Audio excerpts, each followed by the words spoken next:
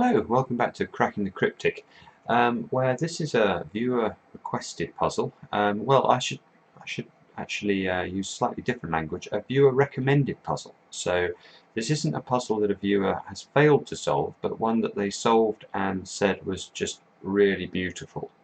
So we're going to try it in a moment. So if you want to try it first, do pause the video, write it down, and see how you get on.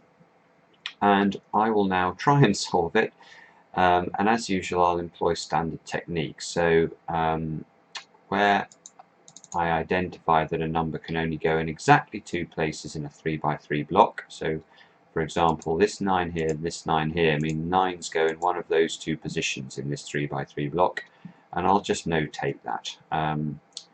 And then we'll see how we go. So we've got 3 here and a 3 here and a 3 here. So where can we place a 3 in this chain? Only in this square. So let's put that in.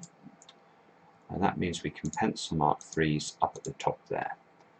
Now this 2 interacts with this 2 on this 3x3 block to allow us to pencil mark 2s into those positions. In fact those 2, like this 2 here and this 2 here, would have done that on their own. Now, what next? Quite interesting patterns in this grid. So 6, 6, 6, 6, 9. You can see we can pencil mark 9s into those two squares because of this 9 here and this 9 here. And that locks a 9 into one of these two squares. But now we have a 9 here already, so we can remove that one. This must be a 9. And from our earlier pencil marks, this square can no longer be a 9 now, so this square must be the 9.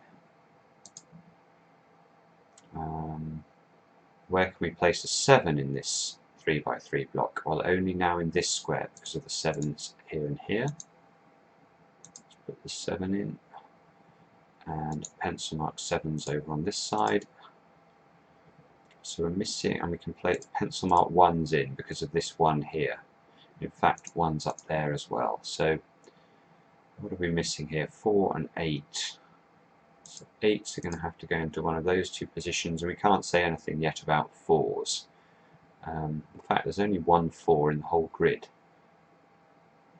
So just going to have a quick look at column 9 here, because it's, we've got 5 numbers. It's always a useful place to start. So 2, 4, 7 and 8. Yeah, okay, there you go. So that's got to be 4. In fact, that gives us our second 4 in the grid. Pencil mark 4's over there. 2, 7 and 8. Now this 2 here and this 2 here force this to be a 2. So far it's going relatively smoothly. Not seen anything terribly complicated yet. Just making sure that we put our pencil marks in the way we should do. Here's the first little trick we can do. The 3 here and the 3 here allow us to pencil mark 3s into these two positions. And then we need to compare the 3s here, which are locked into rows 1 and rows 3, with the 3s here in this 3x3 block, where again the 3s are locked in to row 1 and row 3. So we know that if, for example, this is the real 3, then the other 3 would be here. If, on the other hand, this was the real 3, then the 3 would have to be here in this 3x3 block. Either way, it's impossible for there to be any more 3s in rows 1 and rows 3. So in this 3x3 block, we couldn't have a 3 here, for example, or here, or here. So we know the 3 in this block is in one of these two positions, and look, we have a 3 down there. So in fact, we're able to write this 3 in. And that gives us the central number in the puzzle, because we have a 3 here and a 3 here as well. Right, now what next?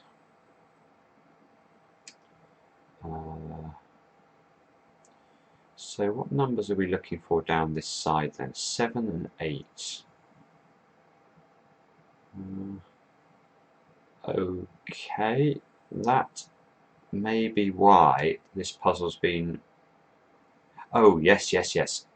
Yes, okay, this is, I think, why this puzzle's been recommended. Now, I'm going to diverge slightly from the notation I've been recommending. So, I was looking at this column, and we've noticed here we can place the number 8 in one of these two positions. Okay?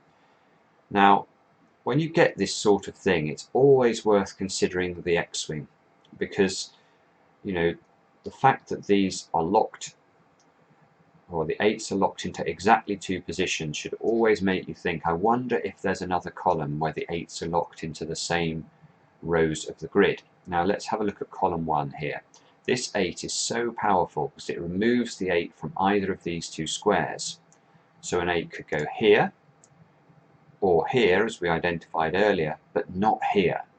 This 8 here prevents there from being an 8 here. So we have a symmetry in where the 8s can go. When we compare column 1 and column 9, the 8s are locked into row 5 and row 8.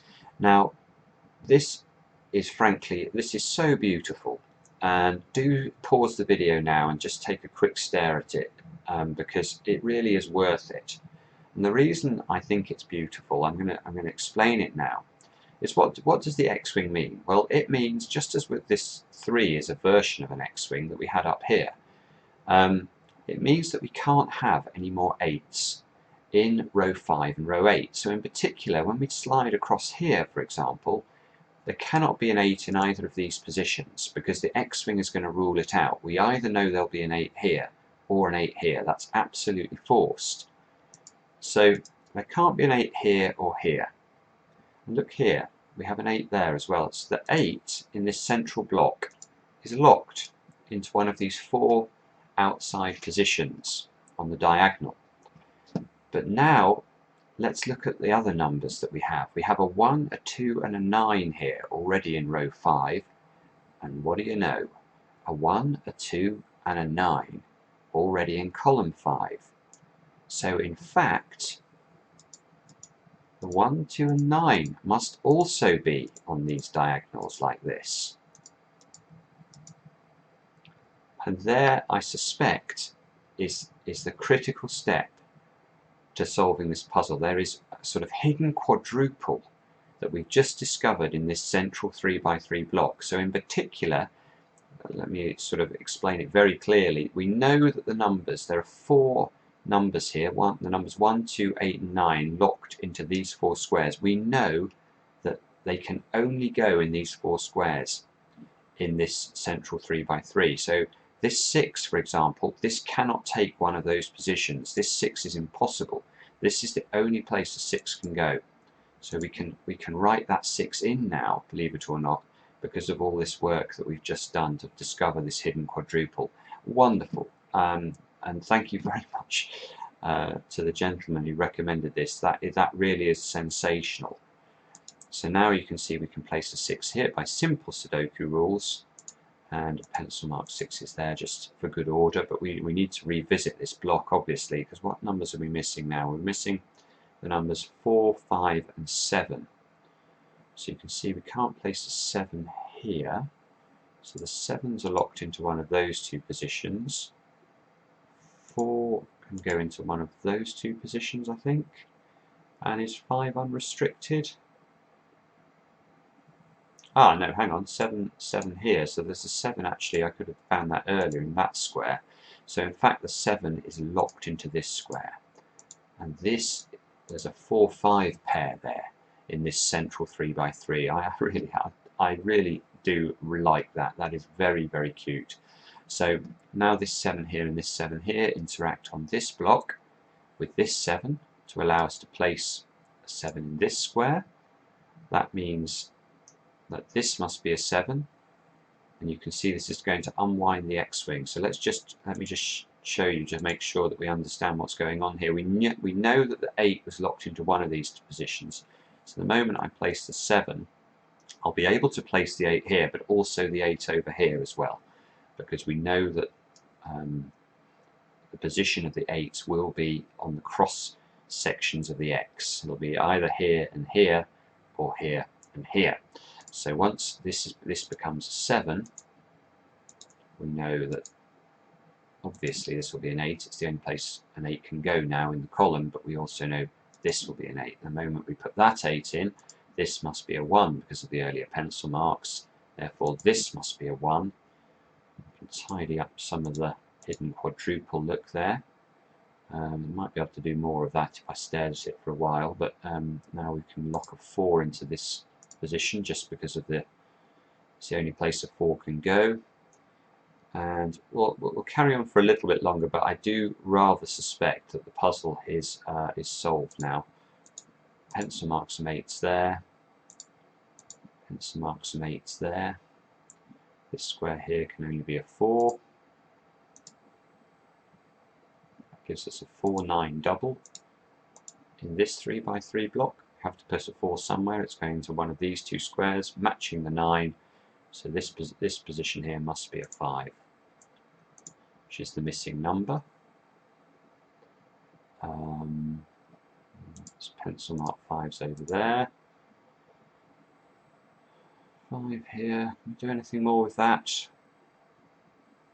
Just going to lock a 5 into one of those two positions.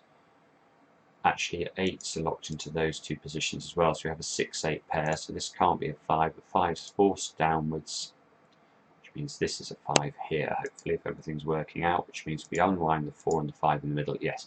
And I think the puzzle is cracking, isn't it?